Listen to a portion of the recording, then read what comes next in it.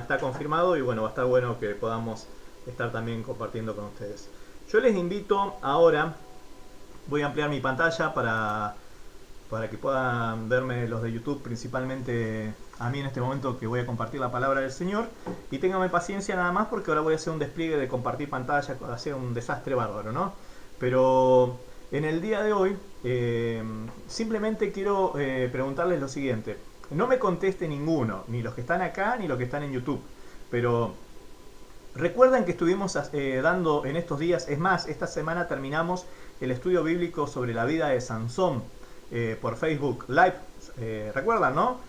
Yo no quiero preguntar quién estuvo siguiendo el estudio bíblico para no tener que hacerle pasar calor a nadie, pero si quiere ponerse al día, después busca, ay, ¿dónde están las elecciones? Voy a buscar porque si no quedaré fuera de este gran avivamiento. Bueno, puede hacerlo y profundizar también en la vida de Sansón.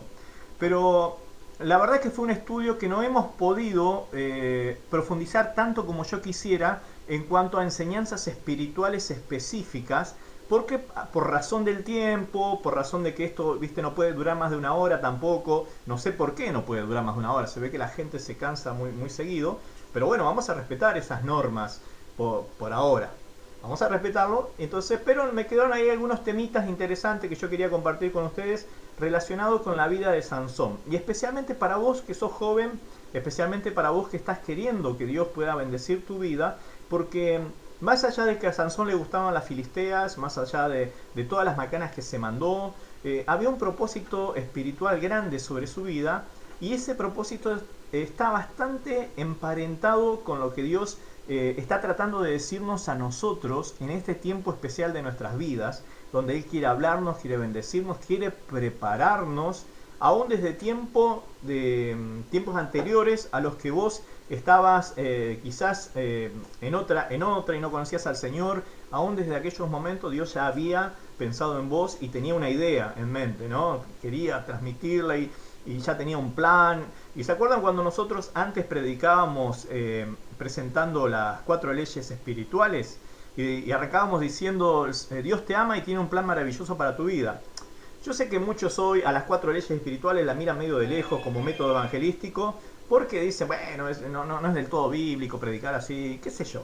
Predicábamos así, le presentábamos el evangelio a la gente y creo que Dios también de alguna manera se glorificaba. Así que bueno, no voy a entrar en esta, pero algo que remarcábamos nosotros era que Dios tiene un plan maravilloso para tu vida. Y no era una oferta, como quien dice, elegirlo a Jesús y va a ver que todo va a cambiar. No, era transmitir una verdad que teológicamente es correcta. Dios ya nos conoce desde antes del vientre de nuestra madre y ya había pensado en nosotros y ya había planificado, había hecho todo un diagrama, ha hecho un diagrama sobre la vida de cada uno de ustedes jóvenes, con un plan fantástico para nosotros. Así que no hay mentira ni hay mala interpretación teológica cuando yo le comento a la gente, así no conozca al Señor, que Dios tiene un plan maravilloso para su vida.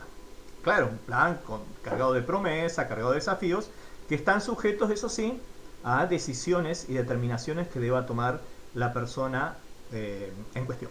¿De acuerdo? Ya con eso más o menos en claro. Yo ahora por fe creo que todos ustedes me están entendiendo y saben de lo que estoy hablando.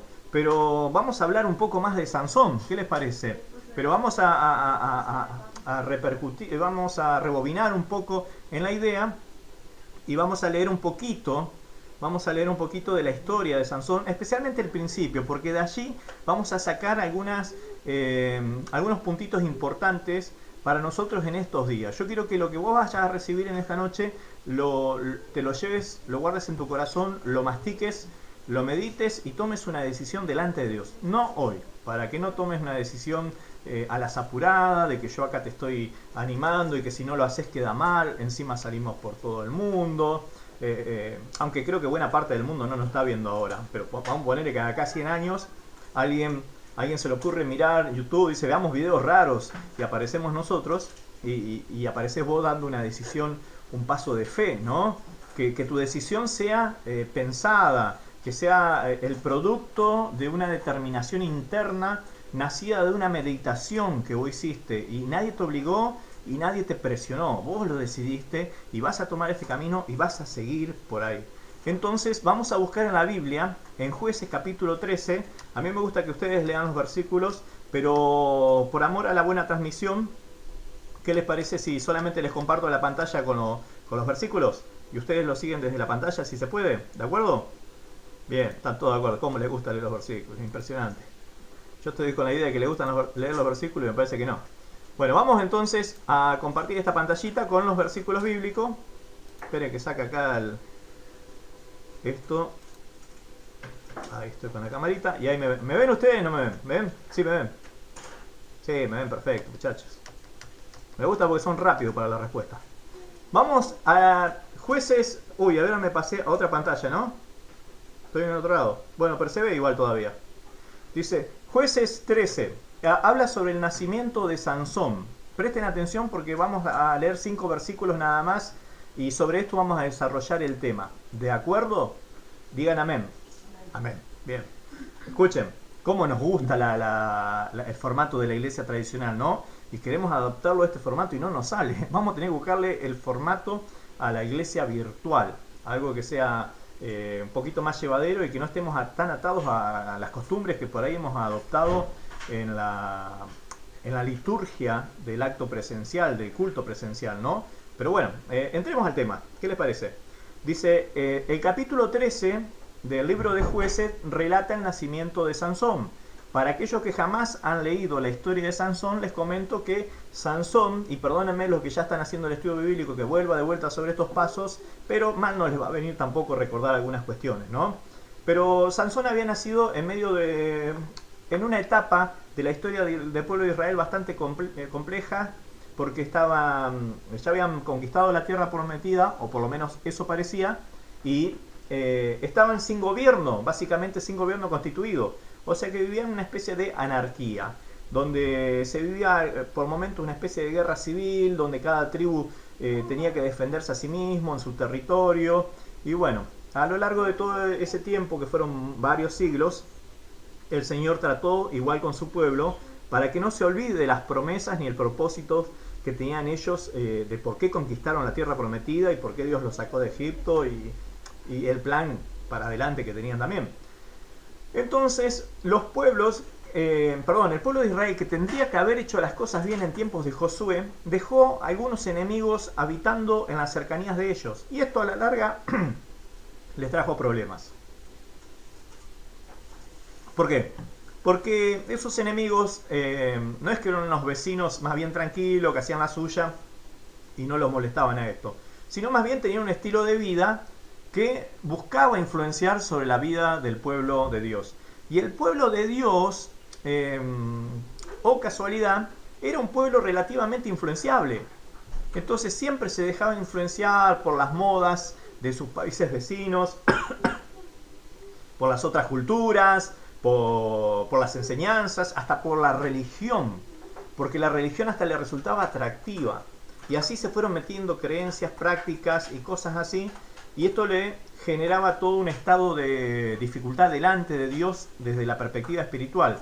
¿Por qué? Porque el pueblo, al adoptar costumbres extranjeras, también incurría en las prácticas de esas costumbres que eran pecado. Y entonces el pueblo entraba en un circuito de pecado en el cual se hundía cada vez más y más y lo alejaba del Dios verdadero. Y Dios tenía que disciplinarlos, llamarles la atención. Y casi siempre esos enemigos o esos pueblos que en principio se mostraban amigables terminaban convirtiéndose en enemigos del pueblo del Señor. Y de alguna manera eran el instrumento disciplinario que Dios usaba para que estos reflexionen y se vuelvan atrás. Esto decían, mirá, la verdad que esto nos está pasando porque nos hemos alejado de Dios y estamos haciendo las cosas mal. Y Dios veía esa actitud y entonces les levantaba un libertador, dice. ¿Qué es que le levantaba un libertador?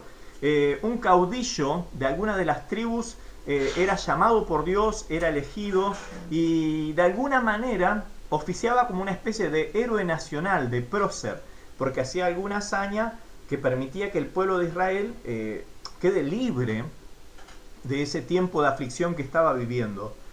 Y entonces ellos se comprometían, decían, bueno, ahora sí nos vamos a poner las pilas, pero al poco tiempo, cuando estaban bien, volvían a hacer las cosas mal y se repetía el ciclo, el pecado, la disciplina, el arrepentimiento, el salvador, el juez en este caso, ¿no? Y la liberación. Y así pasó siglos y siglos y muchos jueces tuvo que levantar Dios en aquellos tiempos, entre los cuales estaba Sansón. Este es más o menos un resumen así nomás de lo que es el contexto en donde se encontraban. Dice el capítulo 13, versículo 1 de Jueces. Dice así: una vez más, esto está en la nueva versión internacional, les estoy leyendo, dice: una vez más los israelitas hicieron lo que ofende al Señor. Noten esto, ¿no? Una vez más, de vuelta vuelven a cometer el error. Por eso los entregó en manos de los filisteos durante 40 años. Hacía 40 años que el pueblo de Israel estaba en las manos del pueblo filisteo. ¿Quién eran los filisteos? Eran conocidos como los pueblos del mar, porque eran una raza que supo venir desde lo que hoy se conoce como Europa, especialmente la isla de Chipre, en esos lugares del Mediterráneo. Aparentemente se expandieron y un buen grupo de ellos recaló allí en las costas de Palestina y enseguida se instalaron en 5 lugares, establecieron 5 ciudades importantes, que a ver, se las voy a decir cuáles son si es que me acuerdo, pero una era Ascalón, Gat, Gaza, y ya me olvidé de las otras también, cuáles eran, ¿no? Hasta 3 me acuerdo, ¿no? Pero hay 3 ciudades importantes, ¿no? Laquis era otra, ya de a poquito me voy acordando, ¿no? Se instalaron allí, ¿no? Asdod era la otra también, y ahí terminamos el grupo, ¿no? Así que formaron 5 ciudades, pero no se quedaron en las costas los tipos. Los tipos se metieron más hacia el litoral, digamos, de tierra prometida, más hacia adentro, y fueron ocupando lugares por la fuerza y por la influencia cultural. ¿Cuál era el problema con los filisteos? Es que era una raza muy influyente y venía, digamos, bastante convencido en que lo que ellos tenían era mejor que cualquiera de los otros pueblos. Tenían una ventaja militar bastante importante, porque los filisteos eran un pueblo que ya a esa altura del partido manejaban algo que era como una especie de avance tecnológico en lo militar, que era el uso del hierro. Ellos eran herreros, al contrario de los otros pueblos que todavía no habían avanzado tanto, lo cual los aventajaba. ¿Por qué? Porque ellos, por ejemplo, para la guerra contaban con carros militares, pero eran los famosos carros herrados. Carros que estaban revestidos con placas de hierro, lo cual hacía que se desgastaran pocos, fueran más resistentes en batalla y fueran realmente como tener un tanque de guerra que te llevaba por delante los burros, la gente, todo. Y los tipos, al manejar el hierro, tenían una gran producción de armas, especialmente las espadas. Las espadas no eran algo muy común en aquellos tiempos, especialmente en los pueblos que no manejaban el hierro. Las tenían que ir a conseguir en otro lado. Israel no era un pueblo que tuviese espadas como para que sea lo más común. De hecho, hasta en los tiempos de Saúl, la dominación filistea era tan grande que inclusive no había espadas en Israel. Tanto es así que aquellos que tuviesen, por ejemplo, herramientas, cuchillos, hachas, asadas, guadañas, lo que sea, cuando se les desafilaban tenían que ir hasta los filisteos para que se los afilen. Entonces le cobraban una plata. Era todo un estado de dominación, de sometimiento completo en lo económico, en lo militar, en lo político y en lo religioso también. Entonces, al ser un pueblo tan avanzado, entonces no había mucha manera de ofrecer resistencia. Pero también desde los religiosos, ellos tenían una deidad que era una deidad cabecera, que era el dios Dagón. Algunos los asocian, obviamente con mucha razón, con entidades demoníacas, ¿no es cierto?, que operaban en esos momentos y a través... Bueno, básicamente este dios Dagón es el resultado de otro dios que tiene su origen en la antigua Babilonia, en la antigua Sumeria, para ser preciso, ¿no? Y era un dios que estaba representado al principio como mitad hombre y mitad pescado. Era como la sirenita de que usted ven de Disney, pero feo. Entonces como que porque representaba la fertilidad, porque como venía del mar, todo un lío. Algunos historiadores dicen que Dagón era el padre de Baal. ¿Se acuerdan de Baal? ¿Lo tienen a ese? Bueno, uno que los traía los tenía a mal traer al pueblo de Dios, especialmente en los tiempos de los profetas mayores, ¿no? Fíjense, ahora, estos tenían una influencia cultural muy fuerte porque Dagón también después derivó y degeneró en otro tipo de deidad que más tarde fue conocida como Moloch. Moloch era un dios al cual se le rendía sacrificios humanos, especialmente niños, y era una práctica ritualística religiosa por demás de bárbara y abominable. Entonces ciertos tipos tomaban y decían, bueno, mirá, me compré una estampita de Dagón porque están de moda, es lo que se usa. En mi Facebook puse un avatar de Dagón, ¿viste? Porque es lo que está de moda y qué sé yo. Tarde o temprano terminaban incurriendo en sus prácticas. ¿Por qué? Porque a Dagón había que ofrecerle un sacrificio de acuerdo a la demanda religiosa que tenía, ¿no? Bueno, esta era la influencia que estaba sobre el pueblo de Dios en los tiempos en que nació Sansón. Los filisteos. Hubo unos nenes bárbaros. Así que imagínense ustedes lo que habrán sido, ¿no? Para tenerlo medio lejos. Pero dicen que hace 40 años que estaban allí. En 40 años le cambia la cabeza a toda una generación. Le cambia la cabeza a toda una generación. Si Josué ya se había muerto hace mucho tiempo más, y los muchachos habían estado que se rebelaban, que se arrepentían, que se volvían a rebelar, que se volvían a arrepentir, que Dios los liberaba, que ellos lloraban y Dios los escuchaba, pero 40 años de estar permitiendo que en su entorno se instalara una cultura totalmente adversa a lo que es el plan de Dios, definitivamente tendría que haber impactado seriamente en la cultura de los hebreos en ese momento. Y si uno ve la historia de Sansón, que no la vamos a ver nosotros ahora, pero si ustedes leen van a ver que Sansón era el típico modelo de joven hebreo que estaba siendo influenciado por una cultura que se metió allí y que lo llevaba a confrontar entre los valores que aprendió en su casa y lo que se veía y la influencia de esa cultura que se metía nuevamente entre ellos. Por eso a Sansón le gustaban las chicas filisteas, y no porque las chicas hebreas sean feas. Capaz que sí, qué sé yo, no sé. No he visto muchas hebreas de esa época, pero habrá habido alguna linda. Pero bueno, a Sansón le gustaban las filisteas. ¿Por qué? Porque las mujeres filisteas eran un poquito más liberales que las hebreas. Estaban un poquito más dispuestas no sé, a la relación social, por decirlo de alguna forma, ¿no? Las chicas estaban en Tinder, ¿viste? Es como que estaban para hacer ese tipo de cosas, ¿no? Entonces a Sansón le gustaban las chicas filisteas que tenían menos vuelta que las hebreas, que eran medias aburridas, van a la iglesia con su pollera larga, escuchan canciones cristianas, quieren estudiar la Biblia y qué sé yo, ¿viste? Entonces el tipo quería algo más en toda esta cuestión, ¿no?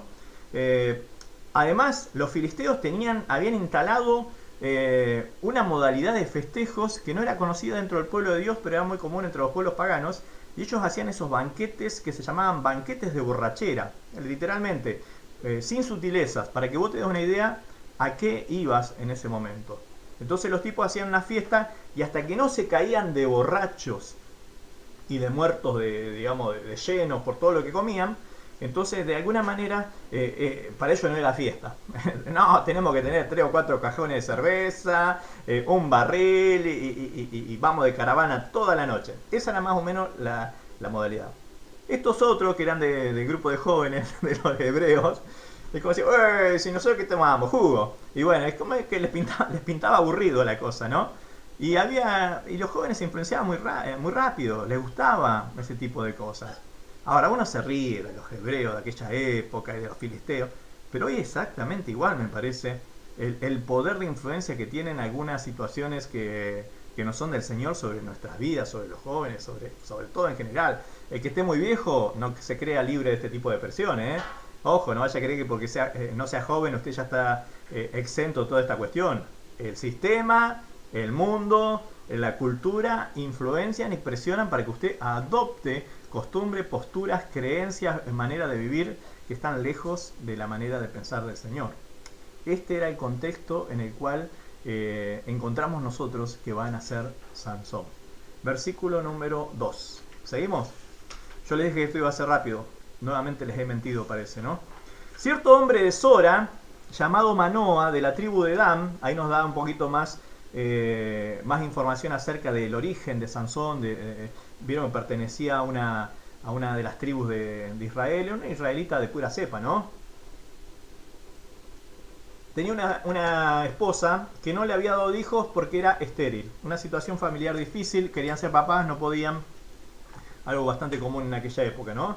El versículo 3 dice, pero el ángel del Señor se le apareció a ella y le dijo, eres estéril y no tienes hijos, pero vas a concebir y tendrás un hijo. Uno acá podría agarrar este versículo y hacer un flor de sermón para las mujeres, para las que están desalentadas, las que no tienen esperanza, las que ya bajaron los brazos. Miren, tenemos material para tirar para arriba. ¿Por qué? Porque estamos a las puertas, nada más y nada menos que del anticipo de un gran milagro, de algo que no esperaban. Sin embargo, pero bueno, no nos vamos a detener en este punto porque nosotros nos queremos ocupar del pibe. Después ya nos ocuparemos de la madre en otro momento, ¿no? Y dice, pero... ¿dónde estoy? El 4. Cuídate de no beber vino ni ninguna otra bebida fuerte, ni tampoco comas nada impuro. Y vamos a ver por qué. Espere que yo vaya a la Biblia, porque tengo la Biblia, no sé dónde estará. Acá está la Biblia. ¿No? ¿Sí? ¿No? ¿Sí? Ah. Porque concebirás y darás a luz un hijo, y no pasará navaja sobre su cabeza. Porque el niño va a nacer nazareo, consagrado a Dios, desde antes de nacer, él comenzará a librar a Israel de los filisteos. Yo no sé qué hice, que hizo un desastre acá con la presentación, que quedó más feo. ¿Ahí se ve bien? No. Ustedes tengan acá paciencia, estoy en el Gypsy. Se ve de 10, dice la Eli. Ah, sí, se ve de 10, bárbaro. ¿Cómo me distraigo yo? ¿Lo tenemos? ¿Leyeron todo? Estirala, no da. Dice, concebirás y darás a luz un hijo y no pasará navaja sobre su cabeza, ¿no? Porque el niño va a ser nazareo consagrado a Dios desde antes de nacer. Muy bien, jóvenes, escúchenme. Ya vimos el contexto, vimos la situación y vemos que de pronto una irrupción divina en la persona del ángel del Señor. Este ángel del Señor que la Biblia menciona no es nada más y nada menos, no es un ángel común y corriente, no es el ángel Gabriel, no es el ángel Miguel, es la manifestación física de la segunda persona de la Trinidad, que se la conoce como el ángel del Señor, o bien más adelante como el Hijo del Hombre, o bien como nada más y nada menos que nuestro amado Jesucristo, ¿no? En sus apariciones en el Antiguo Testamento no nos da descripción. Es un hombre, en algunos pasajes hablan de, cuando se habla de la manifestación del ángel del Señor, especialmente, por ejemplo, en el libro de Daniel, ¿se acuerdan cuando tiraban a los 3 en el horno? Y va uno y mira y dice, hay un cuarto tipo, y dice, tiene como aspecto de hijos de los dioses, ¿no? Habrá visto la majestuosidad del Señor pleno, ¿no? Bueno, este es el ángel del Señor, o sea que era Dios mismo hablando a la mujer y trayéndole ¿qué? Una promesa, una propuesta y una misión. Le traía, fíjense, y esto también, perdonen que todavía no entre en lo del pibe, pero fíjense esto qué importante que es para vos que sos joven en este momento, que vos que recibís palabra, que tuviste un encuentro con el Señor, que tenés la convicción de que Dios te ha hablado y tomaste una promesa y la atesoraste en tu corazón y descansás en eso y te esforzás y querés llegar y creyéndole a Dios. Fíjense que el Señor le aparece a esta mujer en su necesidad y le da la solución a su problema, el significado de su vida, la razón para seguir existiendo en algo que ella anhelaba tanto y que le iba a dar significado, que era un hijo. Ahora, no se lo da solamente para que ella se realice, para que ella cumpla su sueño, para que ella diga, wow, qué lindo, impresionante, Dios a mí me dio lo que yo quería, ahora seré la mujer más feliz del mundo. Se lo da y atrás de eso le da una misión en ese hijo. Lo que Dios te ha prometido, lo que Dios te ha desafiado, la palabra que recibiste, no la recibiste para que simplemente sea un accesorio más en tu vida que complete lo óptimo, lo ideal que vos querés vivir. Yo quiero ser feliz, ¿viste? Y ser feliz es que yo tenga que tener todo lo que a mí me hace falta. Claro que Dios te va a dar todo lo que te va a hacer falta, pero Dios tiene atrás de todo esto un propósito más trascendente de que el hecho mismo de que vos solamente termines tus días en la tierra sin mayores sobresaltos económicos, sentimentales, familiares, ¿no? Así cualquiera. Entonces, como muy piola el cristianismo. Entonces le habla y dice, yo te voy a dar un hijo, vos sos estéril, pero te voy a dar un hijo. Pero le da una serie de indicaciones relacionadas con este hijo, ¿no? Así que ahí vemos cómo de manera clara está el anuncio del nacimiento de Sansón, y en él, de alguna manera, nosotros vamos a tener algunas enseñanzas espirituales bastante importantes. Desde la declaración en que el ángel, hablando con la mujer, la madre de Sansón, le dice que el niño será nazareo para Dios. A ver cómo dice, va a ser nazareo, consagrado a Dios. Y esta es una palabra que a nosotros nos llena de mucho misterio. ¿Por qué? Porque de alguna manera uno se pregunta, ¿qué quiere decir que sea nazareo para Dios? Y ahora vamos a ver un poquito el pasaje donde habla de todo esto, ¿no? En Números capítulo 6. Nazareo quiere decir apartados para Dios. Tiene otras acepciones el término, pero bueno, hoy nosotros vamos a resumirlo solamente en esto, para que a ustedes les quede más o menos claro. Pero quiere decir apartados para Dios, ¿no? Y vamos a leer el pasaje que habla de esto. Números capítulo 6, tomen nota, y vamos a leer a partir del versículo número 1, y luego vamos a ir desarrollando un poquito, porque nos vamos a centrar en esto. Ya tenemos claro esto. Sansón nació en medio de un contexto de crisis nacional. Y nació en una familia con mucho problema, una familia disfuncional, si se quiere, en algún aspecto. Ese era el contexto de Sansón. Pero él nació también con una misión. Le fue asignada una tarea aún desde antes de que él fuera concebido. Y tenía que ser con esto, tenía que ser nazareo. Y vamos a ver un poquito esto. Dice, el Señor le ordenó a Moisés, Números capítulo 6, versículo número 1, dice, el Señor le ordenó a Moisés que le dijera a los israelitas, cuando un hombre o una mujer, noten que es para los dos, haga un voto especial. ¿Qué era un voto? Un voto era una promesa, un compromiso que uno hacía. La característica principal de una promesa, ¿cuál es? La básica, que una promesa se tiene que cumplir. No se puede romper una promesa, ¿no? Un voto se tiene que cumplir. Esa es la idea. ¿Estamos de acuerdo con eso? Los que estén de acuerdo, levante la manito, ¿no? Estamos todos de acuerdo con eso. Una promesa debe cumplirse. Bueno, entre el pueblo de Israel estaba estipulado que si alguno quisiera hacer alguna especie de voto especial para dedicarse a Dios, y decir, bueno, yo quiero consagrar mi vida al Señor y quiero dedicar un tiempo a Dios por un determinado periodo de tiempo, justamente, por 6 meses, un año, donde solamente me voy a dedicar a Dios. Dios lo veía con buenos ojos, pero ojo, había reglas, porque no era a la manera de que quería hacer la promesa, tenía que hacerse a la manera del Señor. Esto también nos habla de que por ahí uno medio arrebatado, enseguida, yo quiero hacerlo, pero a mi manera. No existe a mi manera. El único que le salía bien a mi manera era a Frank Sinatra, cuando cantaba a mi manera, nada más. Tiene que ser a la manera de Dios siempre, ¿de acuerdo? Dice el versículo número 2, leemos de vuelta. Cuando un hombre o una mujer haga un voto especial, un voto que lo consagre al Señor como nazareo, deberá abstenerse de vino y de otras bebidas fermentadas. No beberá vinagre de vino y ni de otra bebida fermentada. Tampoco beberá jugo de uvas, ni comerá pasa de uvas.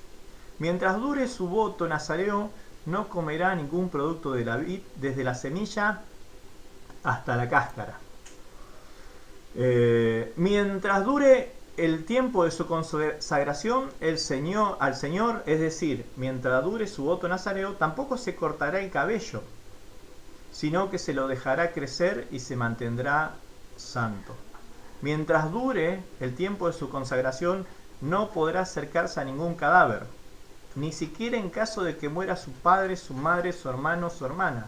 No deberá hacerse ritualmente impuro a causa de ellos, porque lleva sobre la cabeza el símbolo de su consagración al Señor.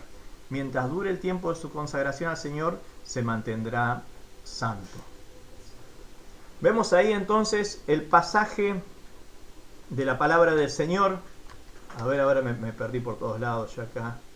Ahí está, dejamos de compartir la pantallita. ¿Me tienen ahí a mí en primera plana? Bien, perfecto. Vamos entonces a desarrollar. Dice el ángel que le habló a a la mujer de Manoa, a la madre de Sansón.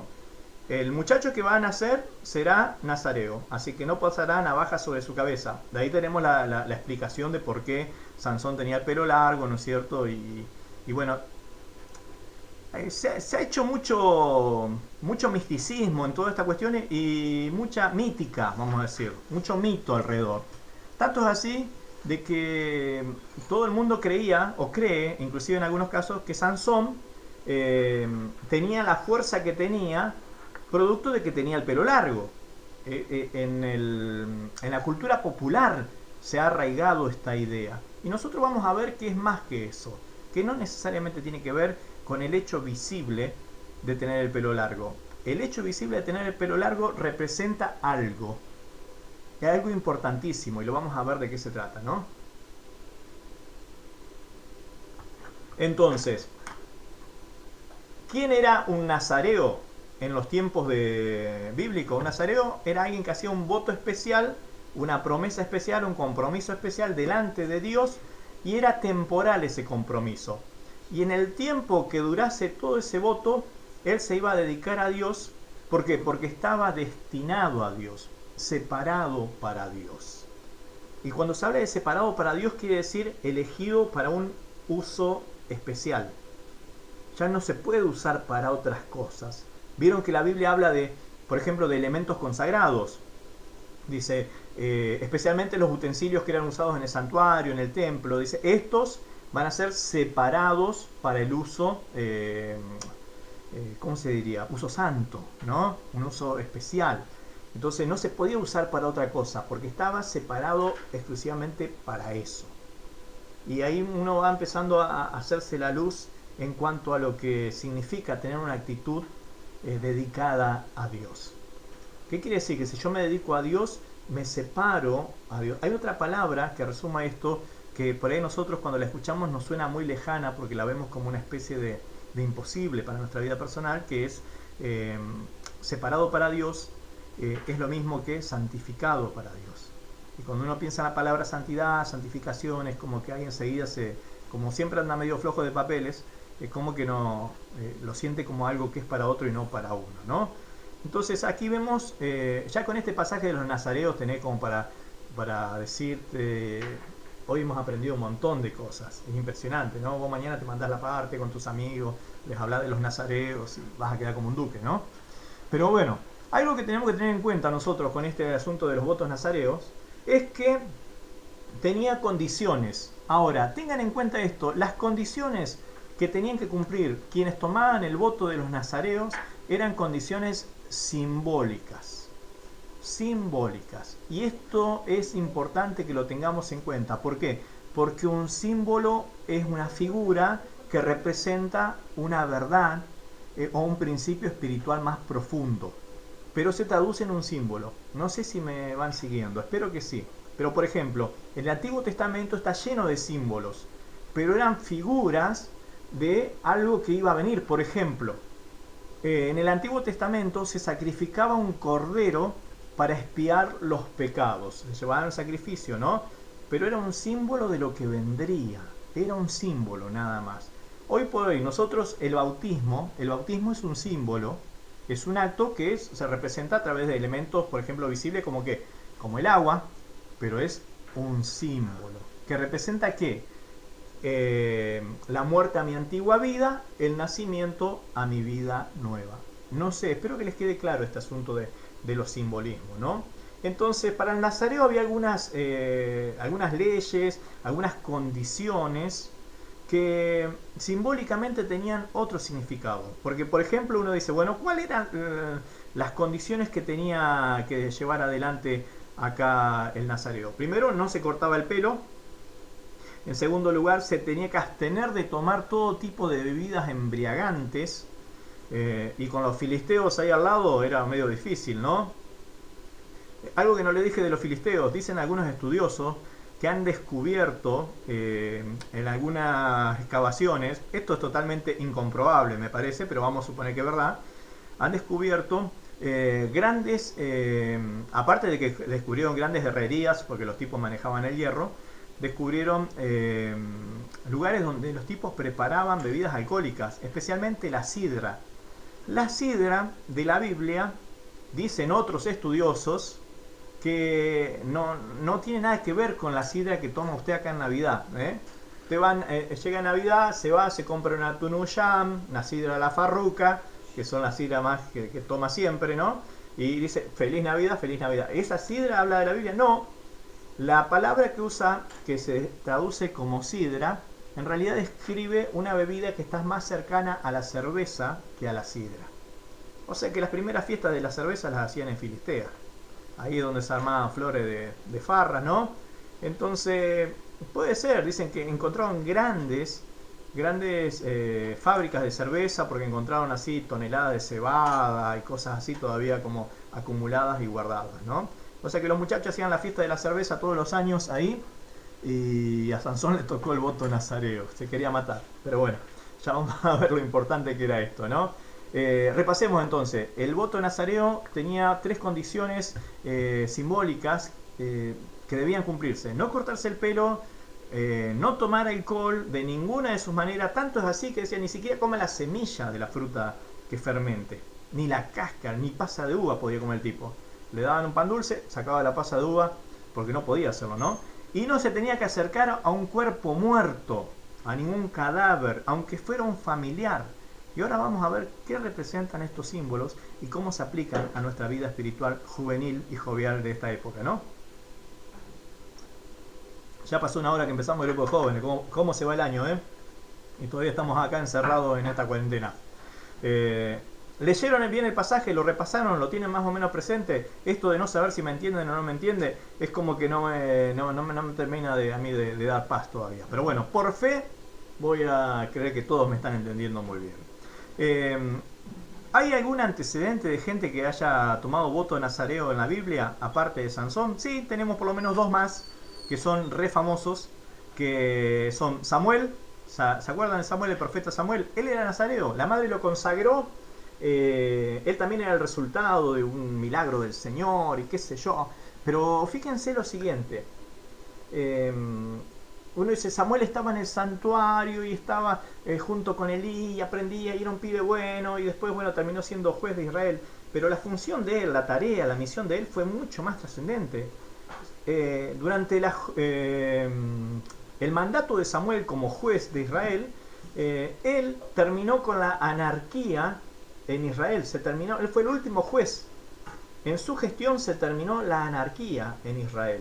Y tanto es así que él fue usado para ungir 2 reyes, a Saúl y a David. ¿Se acuerdan? Entonces, él tenía una misión de ordenamiento, que tenía una misión también de parte del Señor, donde él tenía que traer orden donde allí había anarquía. Y cumplió esa misión muy bien Samuel, la verdad que sí. Entonces, fíjense que el llamamiento, la promesa, siempre está asociado a misiones importantísimas. No digo importantes, importantísimas. Misiones que generan cambios estructurales dentro de la cultura, que afectan a la sociedad. Samuel, un joven que nació prácticamente en el santuario, se crió allí, quizás no tuvo los mejores modelos espirituales. ¿Ustedes se acuerdan del sacerdote Elí y los hijos especialmente? Bueno, no eran tipos que uno los quisiera tener como compañeros de clase y nada por el estilo, ¿no? Sin embargo, él se mantuvo fiel, pero llegado el momento, su nazareato, su consagración se vio traducida ¿en qué?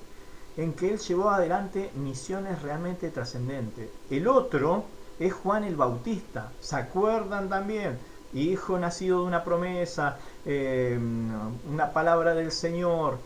Sin embargo, Juan el Bautista ocupa un lugar prominente dentro de la historia de la Biblia porque él es el profeta que marcó la transición entre el Antiguo y el Nuevo Testamento.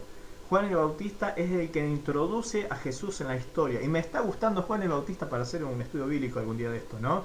Porque la historia de Juan el Bautista es fascinante, es desafiante. Es ver un hombre que rompe los límites, los esquemas, que sale de sus estructuras, que es fiel a Dios, que se la juega hasta lo último, que no tiene pelos en la lengua para enfrentar al sistema. Y también así, él terminó muriendo con las botas puestas porque se la jugó, pero era un hombre que tenía una misión grande.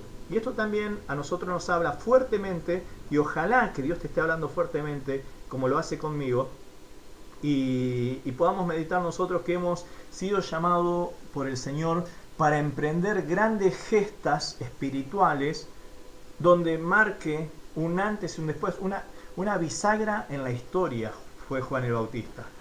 Fue eso. Quizás vos tenés de parte de Dios ya planeado el Señor, que vos puedas estar ahí recibiendo de Él, pero una misión que haga que vos trascienda en el contexto donde estás, ya sea en tu familia, ya sea en tu entorno estudiantil, laboral, en medio de esta sociedad que tanto necesita hombres y mujeres valientes, fuertes, jugados, entendidos en toda esta cuestión. Así que imagínense qué tremendo que fue para Sansón también ir creciendo quizás con esa idea, ¿no? Los padres de Sansón sabían muy bien de qué se trataba cuando el ángel le dijo que su hijo iba a ser nazareo. Sabían muy bien que ese muchacho estaba destinado para grandes cosas. ¿Por qué? Porque así como cuando nació Samuel había una crisis nacional, cuando nació Juan el Bautista había una crisis nacional, cuando nació Sansón también había una crisis de tipo nacional. En el tiempo de Samuel el pueblo estaba desbandado, el orden del culto estaba totalmente desvirtuado, la espiritualidad se había perdido, los filisteos los tenían a tras perder, necesitaba reordenarse nuevamente la nación. En el tiempo de Juan el Bautista, oprimidos bajo el poder del imperio romano, el pueblo perdiendo toda su identidad espiritual en todos los aspectos, divididos, un desastre en todo sentido, y él tenía que preparar nada más y nada menos que el camino para la llegada del Mesías, ¿no? Y Sansón, bueno, ya lo hemos hablado, 40 años de dominio filisteo, un desastre. Sin embargo, para los tiempos de desastre, para los tiempos de crisis, para los tiempos confusos, Dios levanta hombres y mujeres que traigan claridad, que traigan orden, que traigan esperanza y que sean guerreros del Señor para cumplir su misión, ¿no? Así que bueno, fíjense qué importante que era esto de los nazareos, ¿no? Todos los personajes que vimos eran todos personajes muy especiales, que fueron puestos por el Señor en lugares especiales para tiempos especiales. Estos tiempos que estamos viviendo son especiales también. ¿Te diste cuenta? Es especial el tiempo que estás viviendo en tu familia cuando vos sos el único que conoce al Señor. Es especial el tiempo que vivís en tu escuela, en tu trabajo y en medio de esta sociedad. Hay una crisis como nunca antes se vivió. Y no pienses solamente en la crisis sanitaria con el asunto de la pandemia, piensa en la crisis económica, piensa en la crisis social, en la de valores, en la falta de modelos, en la falta de ejemplos, piense en este relativismo y este posmodernismo que se ha instalado hasta en los ámbitos más íntimos de la iglesia cristiana, donde hoy nosotros también cualquier cosa nos da lo mismo y los valientes parece que ya no están más. En honor a la verdad somos muchos los que hablamos, pero son pocos los que hacen. Esto hay que reconocerlo también, ¿no? Pero bueno, la verdad es la verdad y hay que decirla como Dios la plantea. Entonces, Dios establecía nazareos, no era algo que de pronto, por más que la gente haga un voto personal. Bueno, yo mañana me hago nazareo, no sé cuál será el símbolo de este tiempo. No creo, capaz que ha cambiado el símbolo, ya vamos a ver que sí. Pero me hago nazareo, me consagro para el Señor. Bien por vos, si vas a tomar esa determinación. Pero había momentos en el cual Dios, Él mismo establecía quién iba a ser los nazareos. Él mismo habló con la madre de Samuel, Él mismo habló con el padre de Juan el Bautista, Él mismo habló con la madre de Sansón. Él establecía personas especiales porque había crisis, porque había mucho desorden y era necesario salir de ella. Y para eso Dios se valía de hombres y de mujeres que sean entendidos en el tiempo que están viviendo y sean entendidos de la misión y de la razón de por qué están viviendo la vida que tienen, ¿no? Entonces, vivimos en una sociedad en crisis, vivimos en un tiempo difícil, creemos que es necesario que Dios levante nazareos, por decir un término así general, pero bueno, no hablemos hoy del nazareo, hablemos de la característica del nazareo, porque son las características que tiene que tener todo hombre y toda mujer de fe en estos tiempos que estamos viviendo, ¿no? Está expresado en este voto. Entonces vemos la primera. Dice, no tenían que cortarse el cabello. No se tenía que cortar el pelo el nazareo. Y usted lo ve a Sansón, ¿no? Con toda su melena y con toda su, así toda su galanura, ¿no?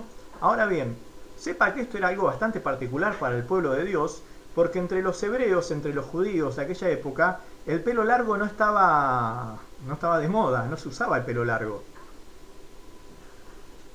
Yo tengo algunas fotitos de los peinados a lo largo del tiempo que lo iba a compartir con ustedes, pero no, porque la verdad que no me olvidé de prepararlo. Pero me llamó la atención ver un relieve de los tiempos de los asirios, cuando justamente un relieve asirio, cuando alguien dejó bien grabado en piedra lo que fue la deportación de Israel hacia Asiria por manos de Sennacherib II, me parece. Entonces veía los grabados y los asirios los veía con unos pelos largos, unas barbas medias trenzadas también, y los judíos, los hebreos los veías con el pelo corto, ¿no? Entonces, ¿por qué? Porque los hebreos usaban pelo corto en la antigüedad. Y esto no es un dato menor, ¿sabes por qué? Porque en la antigüedad, si usted ve la historia de los peinados, mírelo después por curiosidad, aunque sea, la historia de los peinados a lo largo de la historia, de alguna manera era muy común que la identidad de ciertos pueblos se caracterice por el peinado o por el corte de pelo. Era muy común. Usted ve algunos grabados sumerios, babilonios, y ve los tipos, las grandes barbas así, medias con bucles, qué sé yo. Los egipcios se cortaban el pelo de una manera. Váyase un poco más adelante también y vean la época de los reyes de Francia con sus pelucas blancas. Después más adelante, ¿no? También en el siglo XX. Y bueno, y hoy ni hablemos de los peinados, de todos esos raros peinados nuevos que vemos a cada rato, ¿no? Pero bueno, de alguna manera, el corte de cabello o el tipo de peinado era lo que le daba identidad a esa nación. Entonces vos lo veías a todo el corte melenita, ya está, es egipcio, ¿no? Y lo mirabas medio de perfil y vos decís, chao, clavado que era de Egipto. Ahí está. Entonces vos veías a los griegos, ese pelito medio corto, medio buclecito, enruladito, casi poético, ¿no? Y vos sabés que era un griego.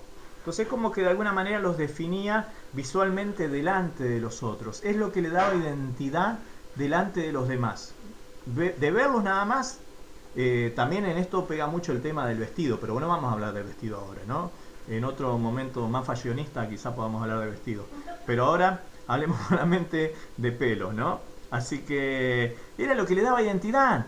Por eso mismo el Señor dice, no se va a cortar el pelo. Los nazareos tenían que usar el pelo largo, al contrario del resto de sus compatriotas, porque en ese pedido Dios marcaba la identidad del hombre, de la mujer que había tomado ese voto, ¿no? Y era una identidad justamente puesta en un símbolo, en este caso el pelo largo, que no era tan sencillo de quitar. Fíjense, dice, bueno, hoy nosotros, los grupos modernos para identificarse hoy por hoy, ¿cómo hacemos? Y nos ponemos una camiseta todo con el mismo logotipo, con el mismo color, nos ponemos un pin acá, nos ponemos una pulserita, está bien, eran todos símbolos, pero cuando llega la noche me saco la camiseta y me cambio. Me voy a otro lado y no quiero que vean que yo soy de ese equipo, no uso esa camiseta. Entonces como símbolo de identidad es medio relativo porque es demasiado temporal. Y entonces Dios establece que la identidad del nazareo iba a estar en el pelo, porque él nacía con eso y de alguna manera su voto estaba permanentemente con él. No es que decía, bueno, me voy a la escuela, me saco la camiseta de nazareo, total ya no voy más a la iglesia, porque por ahí de pronto vamos a la iglesia y decimos, vamos a vestirnos de cristiano. Ponemos camisuli, unos zapatitos bien lustrados, nos vestimos más o menos bien, y después la semana andamos como unos zaparrastrosos. ¿Por qué? Y dice, nadie se va a imaginar que soy cristiano si el cristianismo se tuviese que definir por la forma en que yo me visto. Usted no va a creer, pero hay mucha gente que piensa que es así. Que de pronto me visto de cristiano para el domingo nada más. Y el resto de la semana, entonces como que mi identidad de cristiana la muestro solamente el domingo. Exhibiendo mi Biblia, mi saquito, mi corbata. Creo que cada vez hay menos, pero hay todavía, ¿no? Entonces nos da a hablar de esto. Una cosa es que lo que vos te pongas para la ocasión, el atuendo que uses para el momento, y otra cosa muy distinta, la identidad que vos tenés. El nazareo era nazareo todo el tiempo. Todo el tiempo. Y acá yo, sin decir ya mucho más, creo que el Espíritu Santo ya te está hablando a tu corazón respecto a tu identidad. ¿Somos nosotros hijos de Dios todo el tiempo? ¿O es solamente un atuendo que usamos para distintas ocasiones cuando es necesario? Es necesario que yo sea un hijo de Dios porque me pidieron que ore. Oro como un hijo de Dios. Pero cuando estoy en el ámbito de los amigos, la familia, soy un mal hablado, uso malas palabras, en vez de bendecir maldigo, ¿no? Total, no hace falta que ahora me muestre como hijo de Dios. Con el nazareo no podía hacer eso. El nazareo no podía hacer eso. Donde él llegaba, todo el mundo sabía quién era, cuál era su identidad, en qué andaba. Este está consagrado para Dios, decían. Todo lo otro que eran todo medio, estaban todos peluqueados. Sabían que el muchacho, el extraño de pelo largo, tenía una misión especial de tipo espiritual, ¿no? Y yo creo que ahí tenemos nosotros un desafío, mis amigos. Que tener identidad clara de quiénes somos y qué hacemos es algo que tiene que caracterizar al Hijo de Dios siempre. Siempre. El hombre y la mujer de fe, si hay una característica que tiene que tener siempre presente, visible, indiscutible, es su identidad. ¿Quién es? ¿Qué hace? Y es importante porque una vez que nosotros tengamos claridad de quiénes somos, nos vamos a evitar muchos problemas, muchas discusiones. No vamos a tener que andar explicándole a todo el mundo que en realidad, sí, bueno, yo soy cristiano, pero no tan cristiano, ahora no es tan así, y qué sé yo, como hoy muchos de pronto pareciera ser que intentamos renegar de lo que somos. Ya está, loco, bancátela, sos evangélico. ¿Y qué? Entonces, ¿crees en Dios? Bancátela. No, pero vos sos un retrógrado que cree en mitos, en mentiras, en un libro fantasioso. ¿Crees en la Biblia? Bueno, demostrá. Jugátela por lo que crees, por lo que sos. Tenés identidad de todo esto. Entonces, nadie va a dudar de nuestra identidad como hijos de Dios. Si hablamos como hijos de Dios, si pensamos como hijos de Dios y si actuamos como hijos de Dios todo el tiempo. No solamente en la iglesia, todo el tiempo.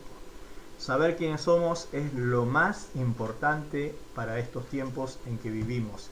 Tiempos confusos, tiempos de relativismo, porque si nosotros no tenemos identidad, fácilmente nos vamos a amoldar al ámbito donde nosotros vayamos a estar.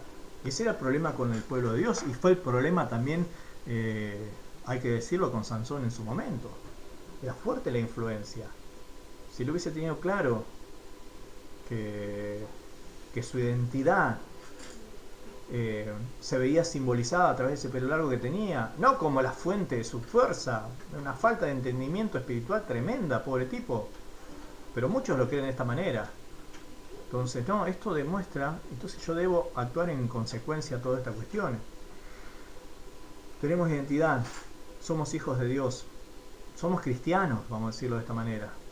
Nuestros valores se anteponen y se sobreponen por sobre toda lógica y todo pensamiento que hoy se presente como una alternativa, pero que sabemos que abiertamente se opone a la palabra del Señor. Nosotros, cuando tenemos clara nuestra identidad, vamos a poder saber bien qué es lo que aceptamos, qué es lo que rechazamos, en qué estamos de acuerdo, en qué disentimos. Entonces, hasta acá vas a llegar, porque nosotros tenemos claro quiénes somos. Hay muchos que se suben a la ola de las distintas modas o corrientes de pensamiento y a veces ni saben para qué están. Pero bueno, está de moda ponerse un pañuelo de este o cual color, ponerse en contra de aquel o del otro, usar tal o cual cosa. Lo uso porque todo el mundo lo usa, pero eso es un reflejo de realmente de lo que sos en este momento. Y nosotros, yo no me voy a meter con los pibes o las chicas que deciden tomar esos caminos. Pienso en vos, pienso en mí, pienso en nosotros como hijos de Dios. ¿Qué hacemos? ¿Estamos nosotros en esas ondas? ¿O tenemos claridad de dónde estamos, no? En segundo término dice que, bueno, no se tenía que cortar el pelo nunca, y en segundo se tenía que abstener de bebidas embriagantes, como habíamos dicho, ¿no? Yo sé que para muchos esto le parece una mala noticia, pero bueno, vamos, antes de que se amargue demasiado, déjeme que le explique, ¿no? Tenía que alejarse de todo aquello que fermentaba. Vieron que la fruta, especialmente esa que se usa para hacer el vino, las bebidas alcohólicas, tienen que fermentar. Y una vez que fermentan, ¿no es cierto? El alcohol que es producido sobre esto tiene un efecto, si se quiere, sobre el organismo que lo ingiere, tiene un efecto bastante particular, ¿no?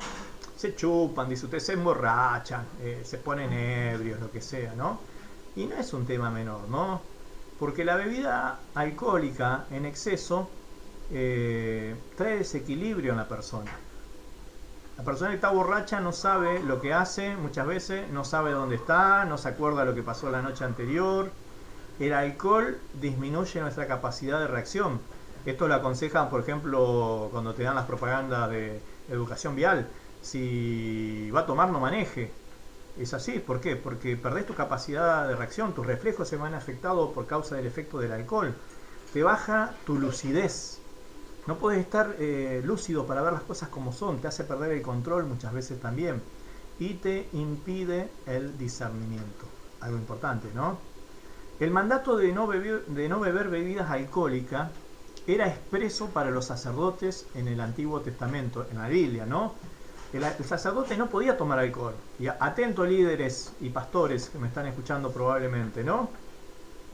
¿Por qué está este mandamiento? Porque muchos asocian y dicen, no, bueno, dice, porque queda feo, viste, que el pastor toma alcohol, viste, queda mal, dice que el pastor, una cervecita se puede tomar, entonces como que lo ven mal mirado, ¿no?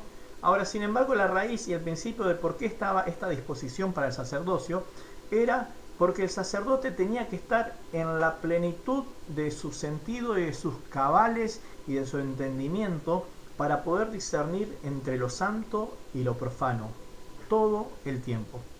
Imagínate que necesitabas todos tus sentidos alerta, tu discernimiento, tu capacidad de entender, de dilucidar.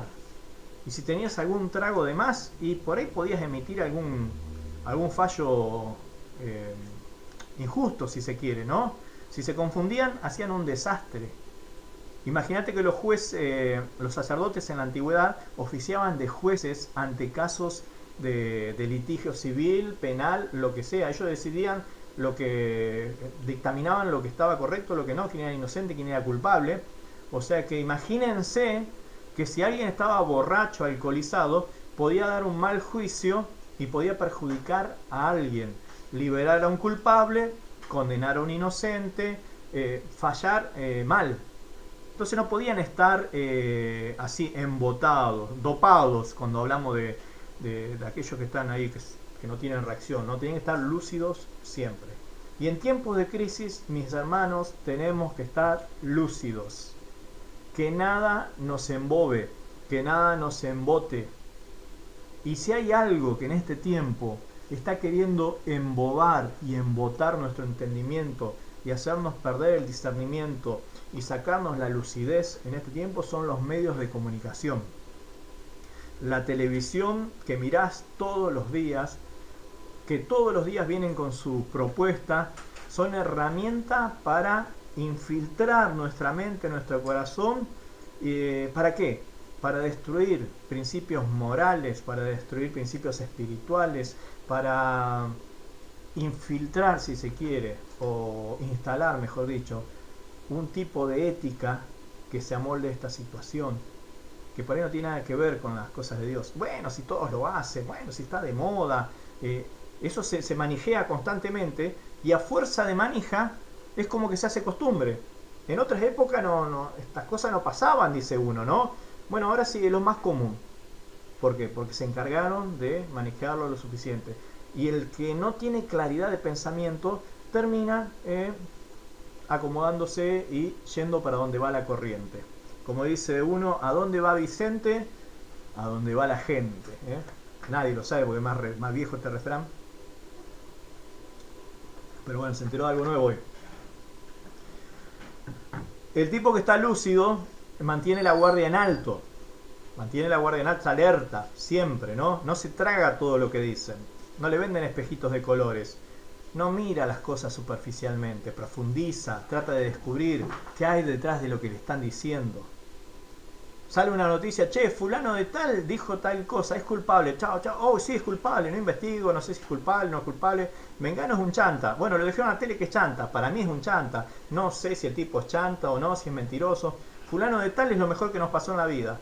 y lo sigo yo. ¡Wow! Mirá la palabra que tiene también. Y lo sigo. No sé qué hace, qué hizo. No uso de discernimiento. Por eso cuando le dice, se abstendrá de bebidas embriagantes, bebida alcohólica, es porque él tenía, de alguna manera el nazareo tenía que estar preparado para aprender a separar una cosa de la otra. Si nosotros aprendemos a estar lúcidos, nos vamos a mantener firmes y no vamos a ser llevados por cualquier corriente que se presente o cualquier moda, de las tantas que hay dando vueltas. Esa falta de lucidez hace que nosotros estemos inestables, que cualquier colectivo nos deje bien, que bueno, si hoy está de moda hacer esto o hacer lo otro, y hablo en términos hasta inclusive de nuestras internas religiosas, en las iglesias. No leo la Biblia, me conformo con que lo que me diga fulano de tal es la nueva doctrina, es lo nuevo de Dios. El vino nuevo, dicen, bueno, acá dice que no tanto vino, porque tanto vino nos puede llegar a hacer perder la lucidez, ¿no? Que Dios nos ayude a no tener que andar siguiendo lo que hace la mayoría permanentemente, ¿no? Porque saben que el mundo presenta muchas cosas como si fueran correctas, cuando en realidad no las son. Y ahí es donde se necesita la lucidez y la fuerza para decir, esto no es lo correcto, y en esto me voy a mantener yo. Que antiguo, que amargo, que esto, lo otro, bueno. Pero claro, el que está blandito, el que se dejó embragar, se dejó embotar, y capaz que seguramente sigue la corriente, ¿no? Y en tercer término, vieron el principio, la consideración o la recomendación que se le daba era no cortarse el cabello, lo cual hablaba de la identidad que debía tener el hombre, no embriagarse para poder estar lúcido siempre, y en tercer término, no acercarse a ningún cuerpo muerto, a ningún cadáver. El cuerpo muerto como símbolo de corrupción, como símbolo de lo que pereció y está corrupto y se descompone. El hombre de fe, la mujer de fe que busca agradar al Señor, por todos los medios va a tratar de mantenerse alejado de todo aquello que simbolice corrupción. Entonces, si nosotros estamos caminando por los caminos pantanosos de la mentira, de la corrupción, de la componenda, de lo que ustedes se imaginen, total no es tan pecado y cosas así, y no creo que podamos mantener nuestro voto lo suficientemente puro y limpio, ¿no? Difícilmente. Entonces necesitamos, hoy por hoy, tener claridad en esto. Muchachos, hay muchas cosas que están, que huelen mal, que se ven mal, que están corrompidas y te van a corromper. Relaciones corrompidas, hábitos corrompidos, costumbres corrompidas, maneras de pensar corrompidas, recuerdos corrompidos, corruptos. Entonces de todo eso también nos tenemos que alejar, ¿no? Jóvenes con identidad clara, jóvenes que son lúcidos en todo lo que hacen, jóvenes que se alejan de la corrupción. De alguna manera es como que el Señor nos quiere convertir en nazareos espirituales, ¿no? Y esta semana, meditando un poco en el estudio de Sansón que pasó ahí por la iglesia a través de Facebook, charlando con alguien puntualmente de este estudio, bueno, siempre hablábamos que bueno esto, que coincidimos en esto, coincidimos en lo otro, pero veíamos algo importante. Y a mí hay algo que a mí me quedó del estudio de Sansón, especialmente en el capítulo 16, cuando Sansón cede ante la presión de Dalila, y después de jugar un rato ahí, hacerse el vivo y tratar de engañarla para que ella no lo cargose más, pero ella era insistente y le decía que le revele el secreto, él le revela el secreto.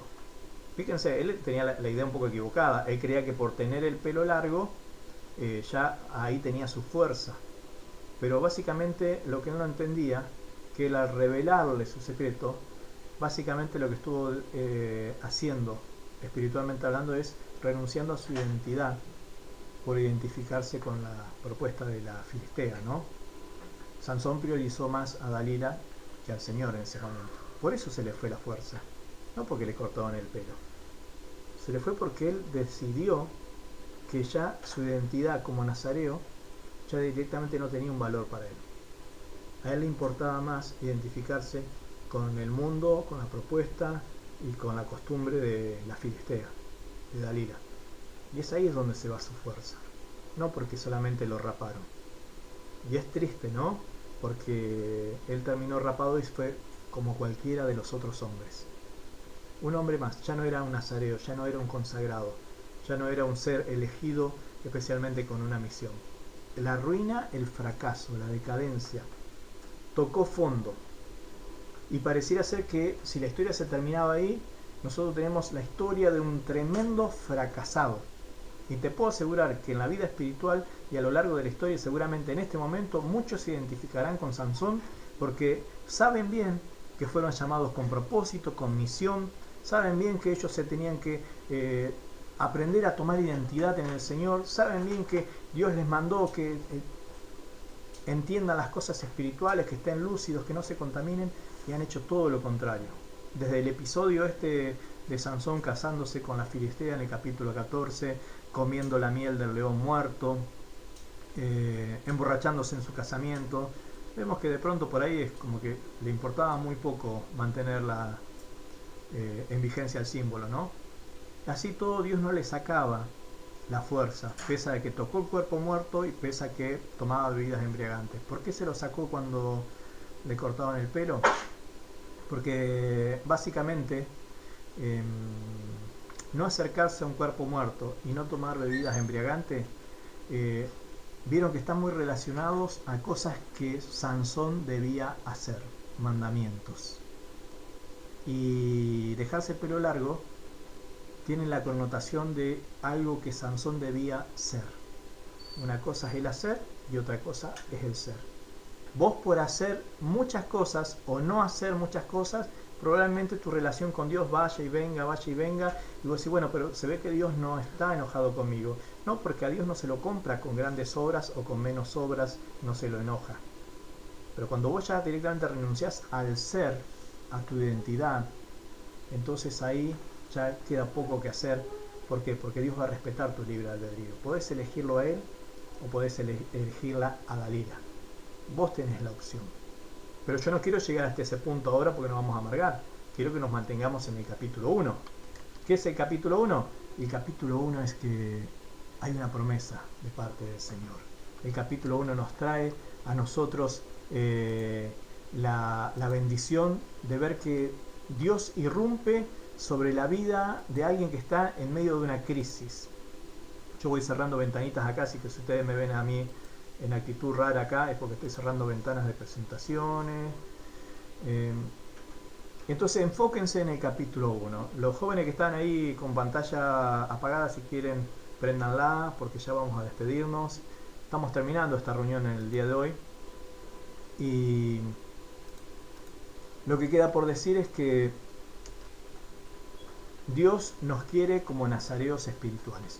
No voy a tocar más el tema de Sansón por lo que queda del año, me parece. No sé, qué sé yo, capaz que sí. Pero por el momento no. Entonces, si hay una enseñanza que tiene que quedarnos a lo largo de toda esta vida, es que Dios es tan bueno y en tiempos de crisis totalmente mortales, crisis feas, Dios siempre quiere levantar a alguien y quizás vos seas una de esas personas que Dios quiere levantar. ¿Quién no te dice que Dios está haciendo la gran convocatoria para levantar una generación que sostenga la luz del Evangelio, del poder del Señor en medio de un mundo post pandemia que no va a ser mejor que este? ¿Quién no te dice que el Señor esté levantando guerreros y guerreras fuertes, convencidos? No gente que esté ahí apocado en su autoestima, que no se la quiere jugar, que se sabe poseedor de dones, pero así todo no se la quiere jugar por el miedo al que dirán, al que hace esto, al que hace lo otro.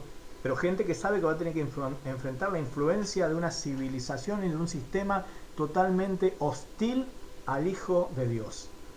Pero quédense tranquilos, muchachos. El Señor está con nosotros. El Señor sabe que sos fuerte.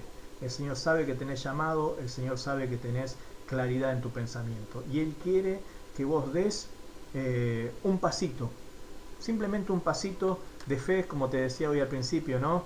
Un paso de fe que de alguna manera a vos te tenga en esta situación de decir, Señor, yo quiero tener clara mi identidad en vos. quiero tener cada día mejor discernimiento de las cosas que están pasando alrededor mío. No quiero ser un gil que se traga todo lo que le venden los demás. Quiero tener espíritu crítico, no ser un criticón, pero sí tener actitud crítica ante las eventualidades de la vida.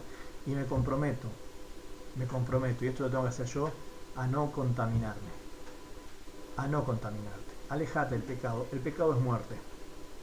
Alejate de las cosas que se presentan descompuestas. Esas traen contaminación para tu vida espiritual. Te van a sacar la paz, te van a llenar de cosas que van a oler mal, se van a ver mal y no se va a corresponder a lo que Dios tiene pensado para vos.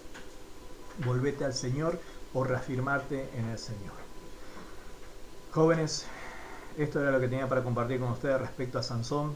Lo sentía como una carga fuerte porque yo sé que Dios nos quiere hablar a nosotros de manera especial en todas estas cuestiones.